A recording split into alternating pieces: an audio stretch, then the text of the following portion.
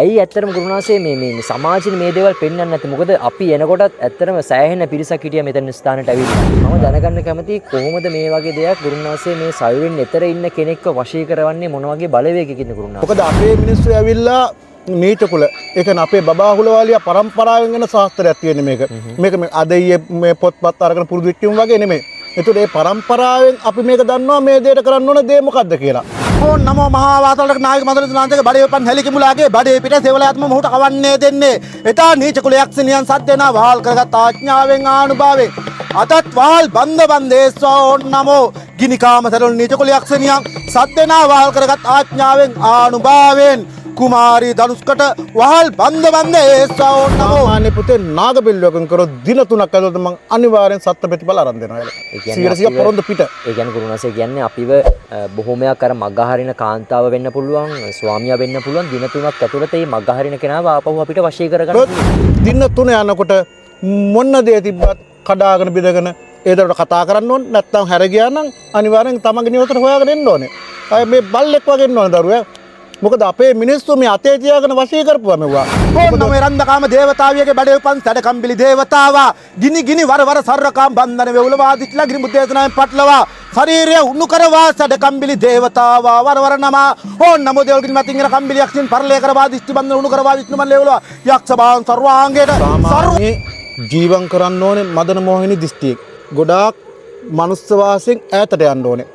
ගිහිල්ලා මදන මෝහිනීට අවශ්‍ය පුද පූජා ටික තියලා මදන මෝහිනී දිස්ත්‍රිය තමයි මේ තෙල් එකට ගන්නෙ. කුමාරයාවරවර 34000කට අමු සෝනාවරවර මහාසෝන් යක්ෂයවර පුල්ටි යක්ෂයවර සූනි යක්ෂයවර සෝමකන්දවර සල්ලාල කොනිමින්ගාරු කයි කම්මිලි වරවර ඒස්තෝන් චල්ලි වරවර ඊරමල් මෝහිනී අස්පනා පිට පේනකොට සාමාන්‍ය නිර්වස්ත්‍ර ටිකක් මේ විකෘති රූපයක් තමයි තියෙන්නේ. අර විදිහට පේනකොට එහෙම පේන්නේ නැහැ. ඒතකොට ආපු ගමන් අපි හෙප්පොටක් ගාලා වහ ගන්න ඕනේ.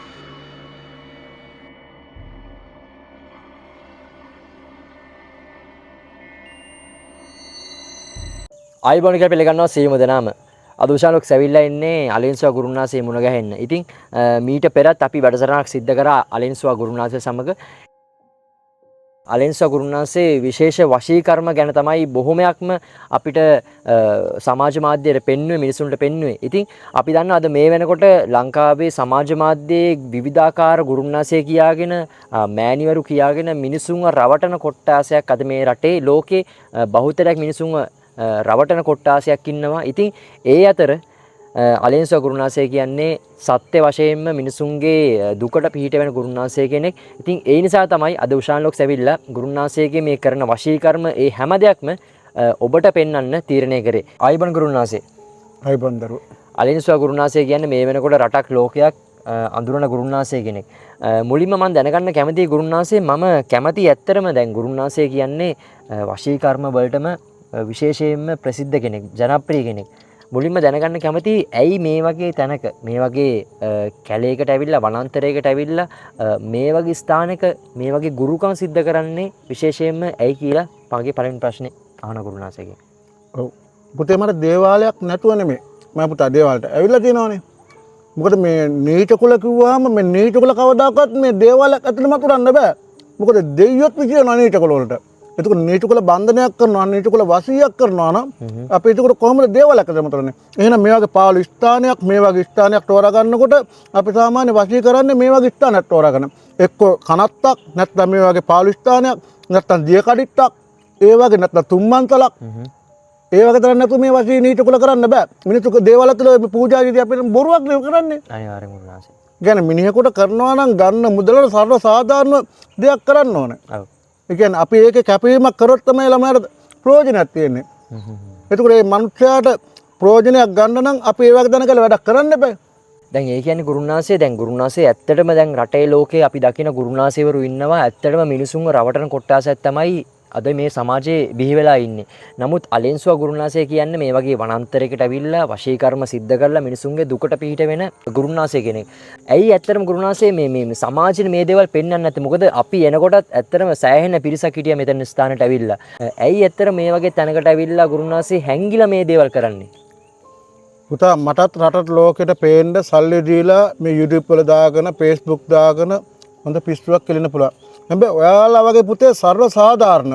ඒ කියන්නේ හරි මිනිස්සෙක් තෝරාගෙන මේ වගේ රටර ලෝකෙට හඳුන්වා දෙන්න මං හිතන්නේ මේ වගේ දරුවෝ ඉන්නවා කියලා. මොකද මං ඔබතුමා ගැන දන්නවා දුප්පතුන්ට පිහිට වෙනවා. ඒ වගේ දුප්පතුන්ට ගෙවල් දොර හදලා දෙනවා. දුප්පත් මිනිස්සුෙක් දැක්කා මේ මිනිස්සයාට උදව් කරනවා. ඒතකොට ඒ වගේ කෙනෙක් තමයි මිනිස්සු ගැන මේ රට ගැන සමාජය ගැන හිතන්නේ. ඒ හින්දා නේද මං හොයාගෙන ආවිල්ලා මේක කරන්නේ. එතකොට මට සල්ලි දීලා ජනප්‍රිය වෙන්න ඕනේ නැහැ. හැබැයි ඔබතුමන්ලා වගේ දරුවෝ මේ රටේ බිහි කරපු අම්මා තාත්තට පවා පින් ලැබෙනවා මේ වගේ දේවල් කරනකොට. මොකද මේ වගේ හොරු වෙද්දු ඉන්න හොර සමාජයක මිනිස්සුන්ගේ කූට ව්‍යාපාර වලට වෙන්නේ නැති වෙන්න මේ වගේ මේ මාධ්‍යයට මේ හොඳ කෙනෙක් හඳුන්වා දෙන එකම ඒකම වාගේ හැදුවේඩු අම්මා තාත්තට ලොකු පිනක්. මෙතන සිද්ධ කරා වශී කර්මයක් අපි දැක්කා පිටරට දරුවෙක් කියලා තමයි ගුරුනාථේ සඳහන් කරේ. දැන් ඔය වගේ වශී කර්මයක් කරනකොට ගුරුනාථේ කොහොමද ඇත්තටම දැන් පිටරට කෙනෙක්ව ගුරුනාථේ මේ වනාන්තරය තුල තමයි මේ වශී කර්මය සිද්ධ කරන්නේ. මම දැනගන්න කැමතියි කොහොමද මේ වගේ දෙයක් ගුරුනාථේ මේ සයුරින් එතර ඉන්න කෙනෙක්ව වශී කරවන්නේ මොන වගේ බලවේගයකින්ද ගුරුනාථේ? ඔව් පුතේ සාමාන්‍ය මයි පුතාට දැන් මේ ඔය වීඩියෝ කරනකොට ඇහුණා නම් දැවුණා නම් මම ජප කරපු මන්ත්‍ර ටික. එතකොට මේක නාගපිල්ලුවක් තමයි මෙතන යවන්නේ. එතකොට මේ සයුරෙන් එතර කියන්නේ සාමාන්‍ය වසියකට ඔරොත්තු දෙන එකක් නෙමෙයි. ඒ කියන්නේ මේ කරදිය වලල්ලෙන් එහාට සාමාන්‍ය පොඩි වසී කරාට අර හැම එකකටම පැන්ඩෝල් දෙකක් දුන්නට හරියන වගේ වැඩක් නෙමෙයි. එහෙනම් මේකට නාගපිල්ලුවක් යවන්න ඕනේ. මොකද සයුරෙන් එතර යන්න නම් ලොකු බලවේගයක් අල්ලන්න ඕනේ. ඒකයි මොකද අපේ මිනිස්සු ඇවිල්ලා නීච කුල ඒ කියන්නේ අපේ බබාහුලවාලියා පරම්පරාවෙන් එන ශාස්ත්‍රයක් තියෙන මේක. මේක මේ අදයේ මේ පොත්පත් අරගෙන පුරුදු වෙච්චුම් වගේ නෙමෙයි. ඒතකොට මේ පරම්පරාවෙන් අපි මේක දන්නවා මේ දෙයට කරන්න ඕන දේ මොකද්ද කියලා. ඒ කියන්නේ තනේ හැටියට හරියට ගහන්න ඕනේ නෑනේ. ඒක තමයි පරම්පරාවෙන් ආපු වශී කර්ම තමයි ගුරුනාථේ මේ දේවල් වලට උපයෝගී කරගෙන මිනිසුන්ව දුකින් මුදවා ගන්න පරම්පරාවෙන් ආපු වශී කර්ම වලින්. ඔව් අපේ පරම්පරාවෙන් එන ශාස්ත්‍රයක්. මම ඔය මතුරපු මන්ත්‍ර ඔක්කොම පිටින්ම දාන්න එපා.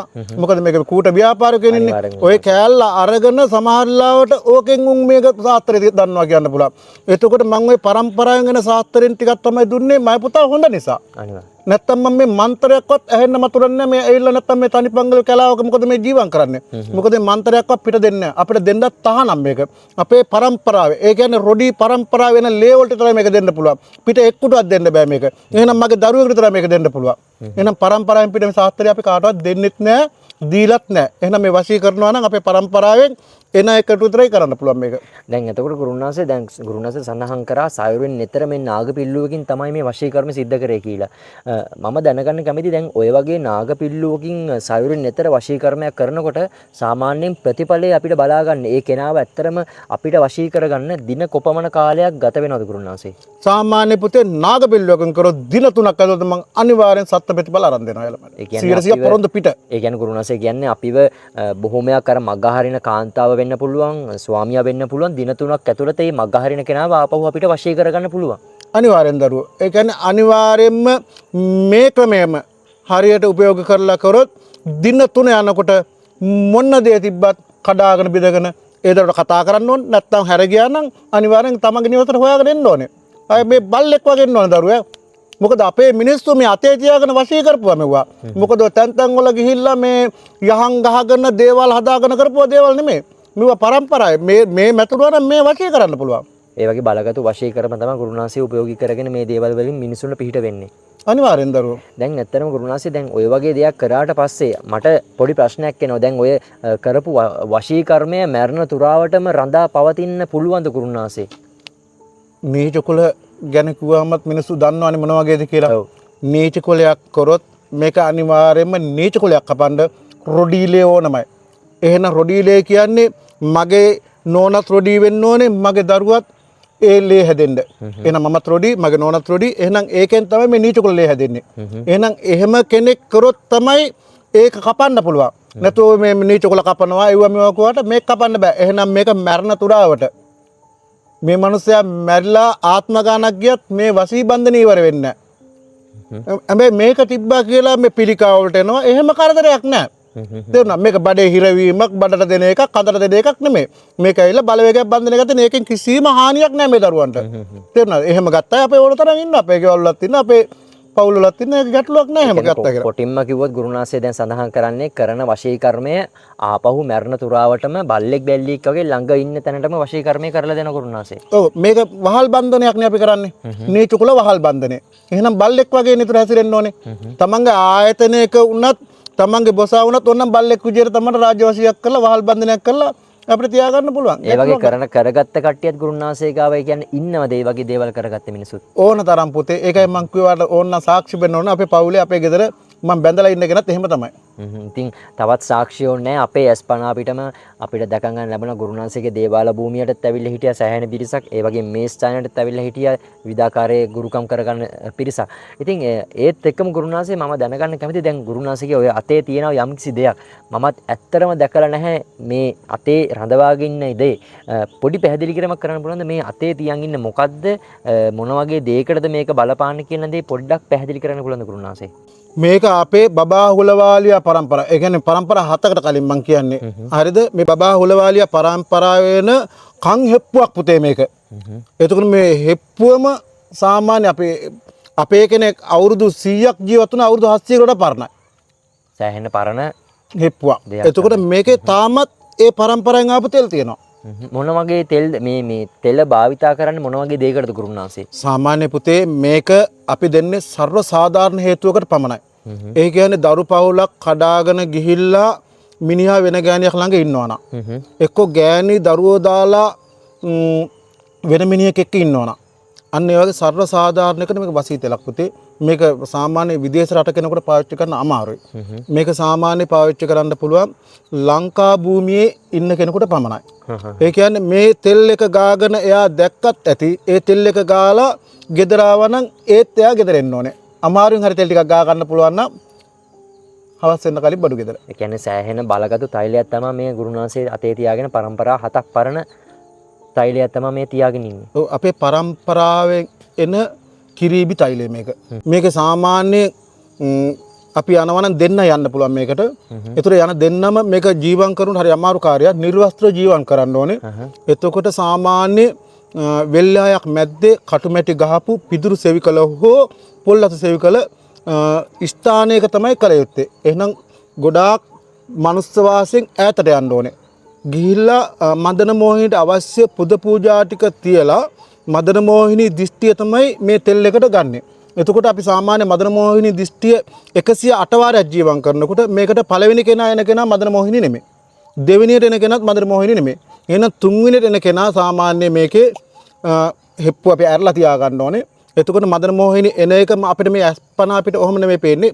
කණ්ණාඩියක් තියලා කණ්ණාඩියෙන් තමයි බලන්නේ. එතකොට මදන මෝහිනී සම්පූර්ණම කණ්ණාඩියෙන් දිස් වෙනවා. මොකද සාමාන්‍ය මදන මෝහිනී අස්පන අපිට පේනකොට සාමාන්‍ය නිර්වස්ත්‍ර ටිකක් මේ විකෘති රූපයක් තමයි තියෙන්නේ. අර විදිහට පේනකොට එහෙම පේන්නේ නැහැ. ඒතකොට ආපු ගමන් අපි මේ හෙප්පුව ටක් ගාලා වහ ගන්න ඕනේ. ඉර කරලා.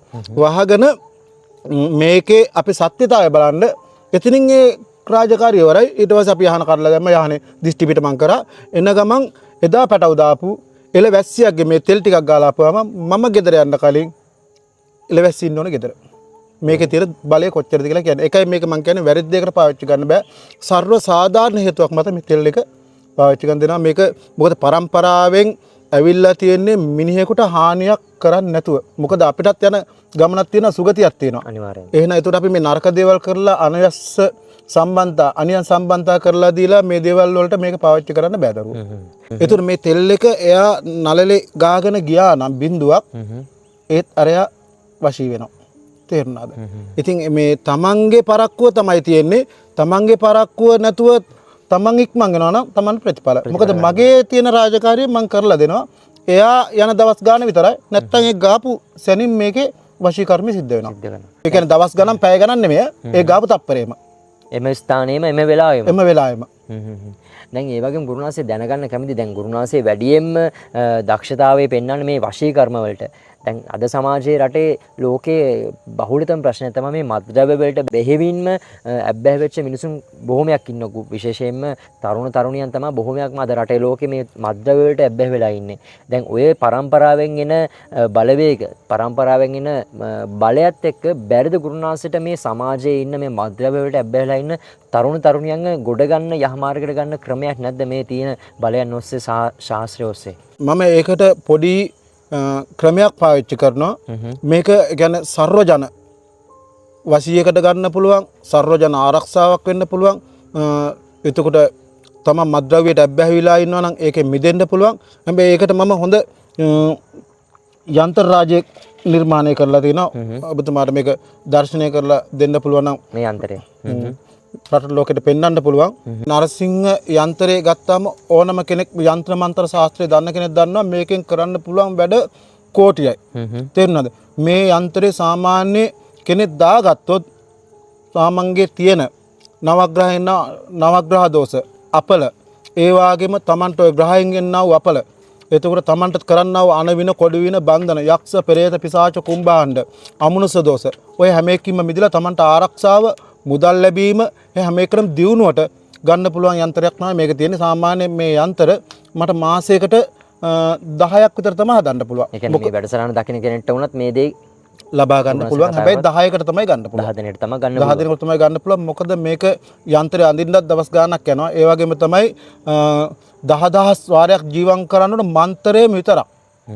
එතකොට මේකේ ප්‍රාණ පලිප්පු පුට සිද්ධි ඒකම යහන් දිෂ්ටි එතකොට මේකේ නවග්‍රහ කාච එතකොට විෂ්ණු කාච ඒ ඔක්කොම වැටෙන්න ඕන මේකට. ඒ එනකොට සාමාන්‍ය 20000ක් විතර මන්ත්‍ර වැටෙනවා. කියන්නේ සෑහෙන බලගතු යන්ත්‍රයක් තමයි අවසානයේදී තමන්ට බලා ගන්න පුළුවන් වෙන්නේ. ඔව්. මේක මහා ගෞඩ රාජ්‍ය. මේක නම් සාමාන්‍ය පුතේ ඉතින් මේ අපේ දුප්පත් කෙනෙකුට ඇත්තම කතාවක් කිව්වොත් ගන්න බෑ. මේ සල්ලිකාරයෝ තමයි ගන්න ඇත්ත කතාව කිව්වොත්. මොකද මේකේ තෙල් බිඳුවක් ලොකු ගාණක් වටනවා. මොකද මේ තෙල් එක ජීවම් කරන්න සාමාන්‍ය මාස 3කට එහා යනවා. එතකොට තෙල් එක හිඳින්නත් ඒ වගේම තමයි ඖෂධ හොයන්න ඒ වගේ දේවල් ලොකු කැපකිරීමක් කරන්න ලොකු වියදමක් යනවා. එතකොට මේ තෙල් එකෙන් සාමාන්‍ය ලක්ෂපතිය කෝටිපතිය කරන්න පුළුවන්, කෝටිපතිය බිලියනපතිය කරන්න පුළුවන්, බිලියනපතිය ට්‍රිලියනපතිය කරන්න පුළුවන්.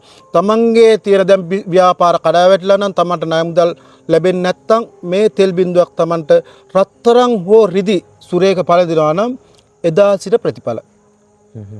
කියන්නේ වගකීමෙන් කියනවා. වගකීමකින් කියනවා. මොකද මේක දාගත්තා අද මේ එනකොට රජගහේ වැජබෙනවා. ඒ වගේම ගුරුනාසේ දැන් ගුරුනාසේ සඳහන් කරා මේ දුප්පත් මිනිසුන්ට මිලදී ගන්න බැරි තෙල් වර්ගයක් කියලා. එතකොට මේ පොහොසත් මිනිසුන්ට ඇරෙන්න දුප්පත් මිනිසුන්ට මේ අර පොළවේ පය ගහලා තමන්ගේ ජීවන රැකියාව කරන් යන මිනිසුන්ට මොන වගේ දෙයක්ද දෙන්න පුළුවන් ගුරුනාසේට? මේ තෙල් එක තියෙනවා. ඔබතුමාලා බලන්න පුළුවන් මේ තෙල් එක. පේනවනේ මේ අනිත් තෙල් වගේ නිකන් ගම් එක වගේ තෙල් එකක් තියෙන්නේ. මේ තෙලේ නම ඔඩ්ඩිරාජ මහා ඔඩ්ඩිරාජ. මහා ඔඩ්ඩිරාජ තෛලය. ඔව්.